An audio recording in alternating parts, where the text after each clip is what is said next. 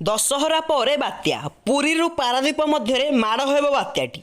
तो दर्शक बंधु आसतु ए भिडियो जाना जे क्यों क्यों जिले में प्रबल अति प्रबल वर्षा होगा सहित बात्या हमार संभावना रही। उत्तर अंडमान सागर में सृष्टि होता घूर्णिबलय प्रभाव में एवं अंडमान में प्रबल वर्षा होती। आसंता 48 घंटा मध्य यह लघुचाप परिणत हो। यह 4 ରୁ 5 दिन समुद्र भितर बल गोटाइबा पर स्थल भाग को छुईब।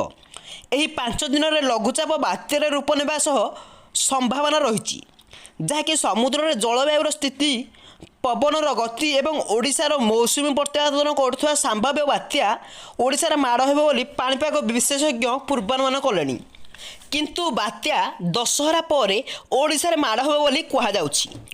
पाणीपाग मॉडल यूनिट एवं स्काईमेट आकलन अनुसार अंडमान सागर में सृष्टि होता लघुचाप बलय अधिकरू अधिक घनीभूत हो बात्या रूप नेब। यूनिटर आकलन कहूँ यह पुरी पारादीप मध्य स्थल भाग छुईब। अक्टोबर 16 तारीख विलंबित राति कि 17 तारीख सकाळे यह स्थल भाग छुईब। यार प्रभाव में उपकूल ओडिशा, उत्तर ओडिशा और पश्चिमबंग में प्रबल वर्षा हेब।